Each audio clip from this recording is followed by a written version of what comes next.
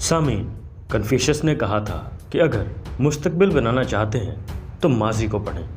ہر سال 23 مارچ کو خواہ سوشل میڈیا ہو یا SMS، ہر طرف بڑے جذباتی قسم کے پیغامات کا تبادلہ ہوتا رہتا ہے۔ ٹی وی چینلز سارا دن ملی نغمے چلاتے ہیں، فوجی پریڈ اور جدید اسلحے کی نمائش کے کیا کہنے۔ اس دن کو 23 مارچ 1940 والی قرارداد لاہور سے ملا دیا گیا ہے، لیکن تاریخی طور پر یہ بالکل غلط ہے۔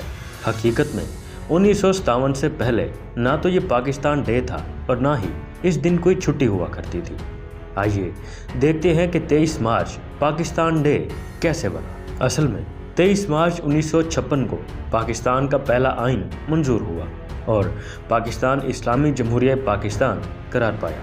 23 مارچ 1957 کو ملک میں عام تعطیل کا اعلان کیا گیا اور اس دن کو یوم جمہور کے طور پر منایا گیا، اور 1958 میں بھی یہ تعطیل اسی نام سے ہی ہوئی۔ پھر 7 اور 8 اکتوبر کی رات فیلڈ مارشل محمد ایوب خان نے ملک میں مارشل لا لگا کر آئین معطل کر دیا۔ پھر آیا 23 مارچ 1959۔ ملک میں جمہوریت اور آئین دونوں معطل تھے اور یوم جمہور یعنی یوم جمہوریت منانے کا کوئی جواز ہی پیدا نہیں ہوتا تھا۔ تو تب پہلی بار اس نام یعنی یوم جمہور کو تبدیل کر کے یوم پاکستان کے طور پر منایا گیا اور اس دن کو قرارداد لاہور سے جوڑ دیا گیا۔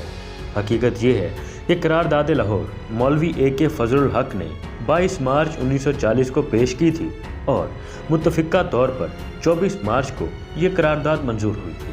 یعنی ان واقعات سے یہ پتہ چلا کہ عین 23 مارچ کو کچھ بھی نہیں ہوا تھا۔